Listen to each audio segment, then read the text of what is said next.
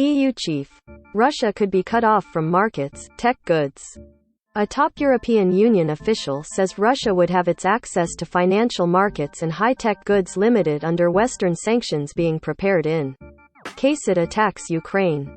504. Munich.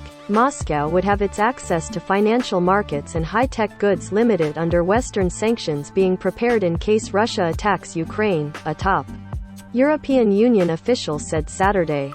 The comments from Ursula von der Leyen, head of the EU's Executive Commission, came as tensions over Russia's intentions toward Ukraine intensified. U.S. President Joe Biden said Friday he was convinced that Russian President Vladimir Putin has decided to invade the neighboring country.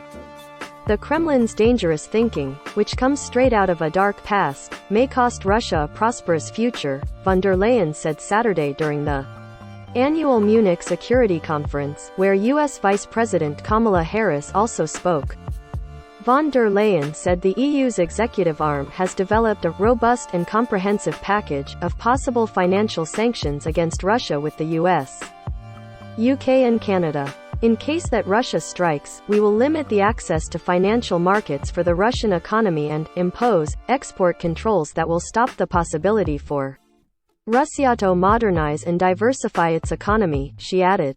And we have a lot of high-tech goods where we have a global dominance, and that are absolutely necessary for Russia and cannot be replaced easily. British Prime Minister Boris Johnson said the UK was coordinating its sanctions closely with the EU. If Russia invades its neighbour, we will sanction Russian individuals and companies of strategic importance to the Russian state, and we will make it impossible for them to raise finance on the London capital markets, he said in Munich. Johnson added that authorities would look for the ultimate beneficiaries of Russian-owned companies and entities. German Chancellor Olaf Scholz said that, during a meeting Tuesday with Putin, he made clear that any further violation of the territorial integrity of Ukraine will have high costs for Russia, politically, economically and geostrategically. And at the same time, I stressed that diplomacy won't fail because of us, Scholz added. As much diplomacy as possible without being naive, that is our aspiration, and we are using all channels of communication for that.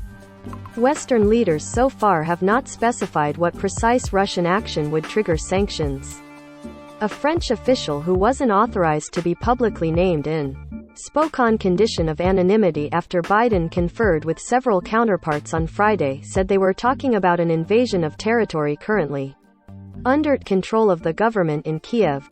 It is in the event of an invasion of this territory that the massive sanctions that we are talking about would be triggered, the official said.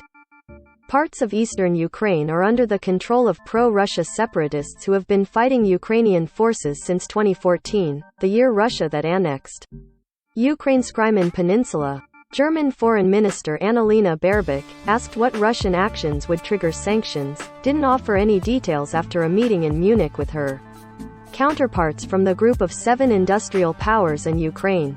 A breach of Ukraine's integrity and sovereignty is a breach of Ukraine's integrity and sovereignty, Baerbock said. You can't say that one geographical part is a bit more Ukraine and another is a bit less Ukraine. She said Western officials have made clear that an actual invasion isn't the only possible scenario but are prepared for every situation. Using a chess analogy, the German minister said, if you present your next 5 moves in public, you won't be particularly successful. Gare Molson reported from Berlin. Angela Charlton in Paris and Jill Lawless in London contributed to this report.